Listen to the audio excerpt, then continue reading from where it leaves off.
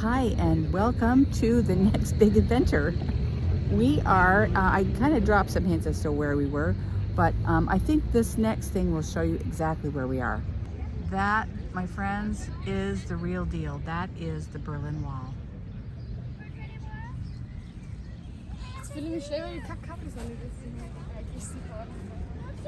And those metal posts are where the wall would have been.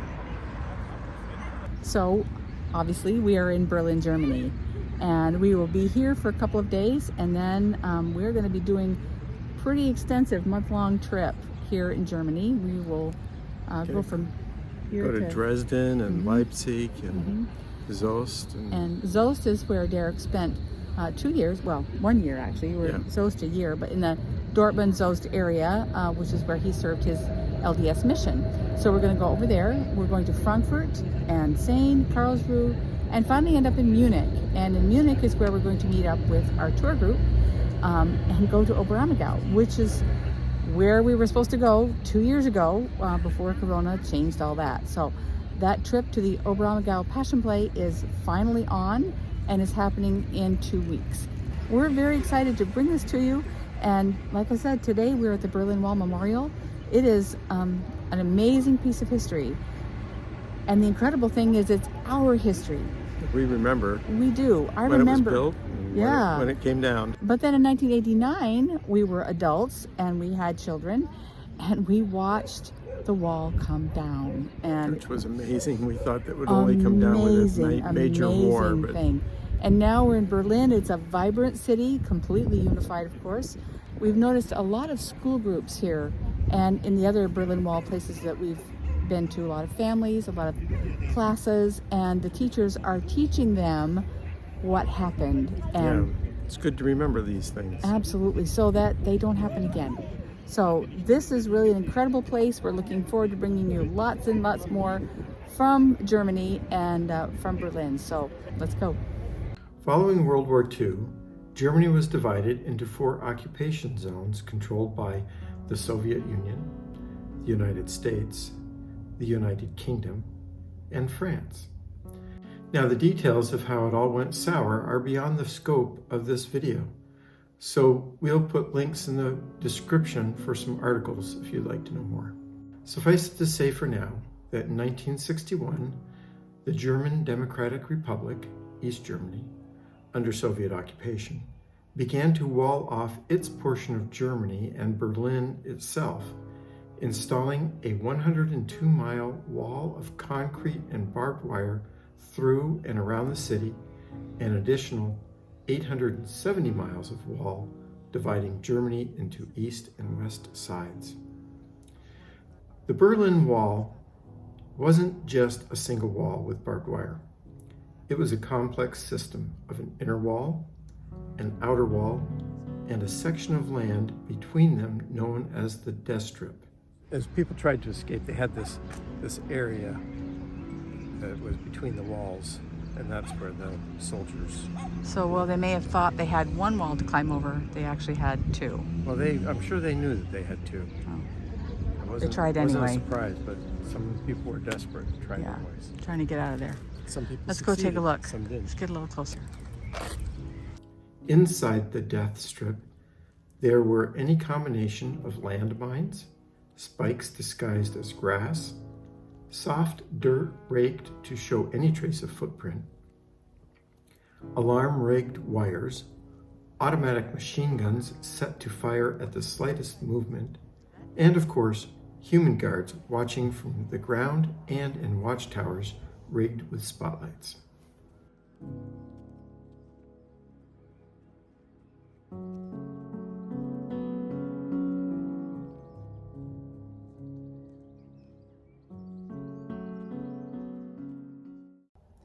But Berlin is much more than the Berlin Wall.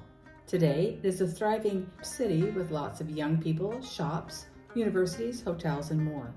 It is also the home of Museum Island, a complex of 6 museums that house works of art from around the world. In the Neue Museum, or New Museum, you'll find archaeological treasures from Egypt, as well as Greek and Roman pieces, and a Heigl-style hall like the one we saw in Luxor. It also houses the world-famous bust of Nefertiti, the Queen of Egypt. Nefertiti has her own huge room and her own guards.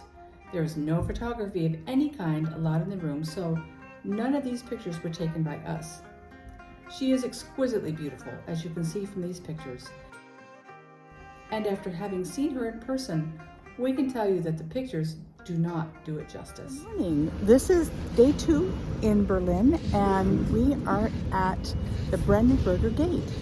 And take a look. This is also where there was the division between East and West Berlin. I believe the gate was closed. People couldn't go to it, or what was? That's correct. They could not go through the gate at that time. So, this was reopened in 1989.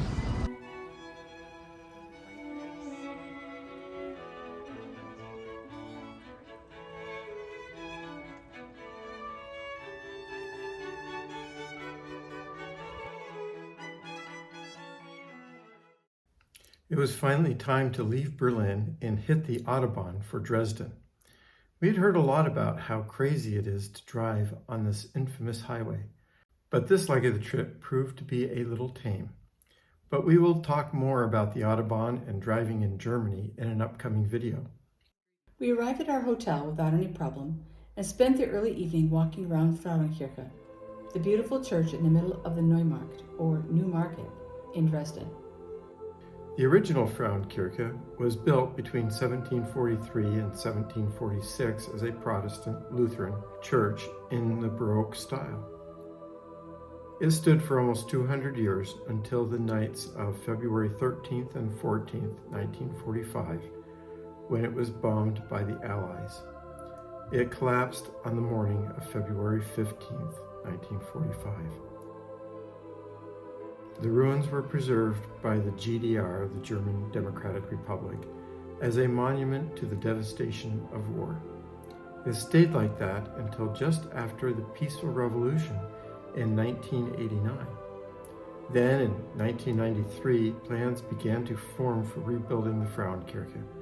Funding for the rebuilding came from all over the world, and by 2005, the church was rebuilt and ready for its consecration ceremony.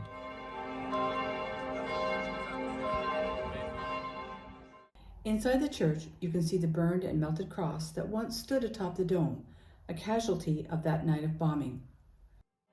But Frauenkirche is not without its cross. A new one, crafted by the son of one of the British pilots that carried out the bombing, was donated by Britain to the government of Germany and now sits high atop the city as a symbol of reconciliation.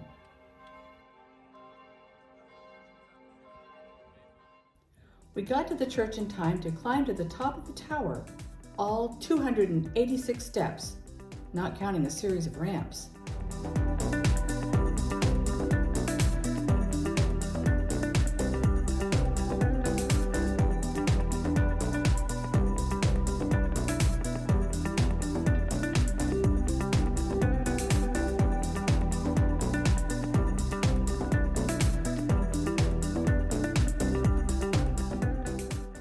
But the view from the top was well worth it. Inside, Frauenkirche is breathtakingly beautiful and is one of my favorite places.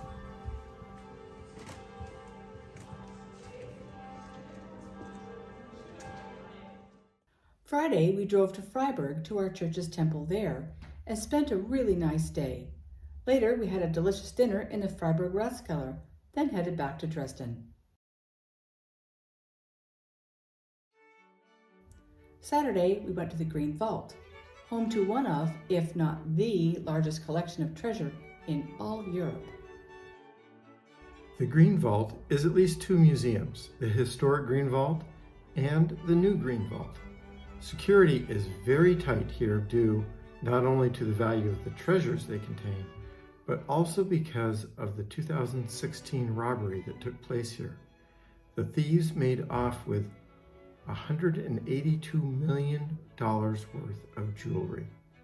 They caught the thieves, but unfortunately, at this recording, the jewelry has not been found.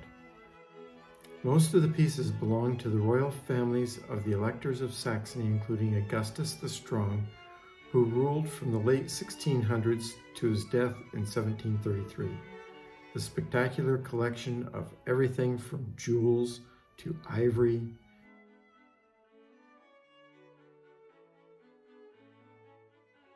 to intricately carved rock crystal and more was put on display by Augustus himself starting in 1723. If you would like to know more about this spectacular collection, we have put links in the description.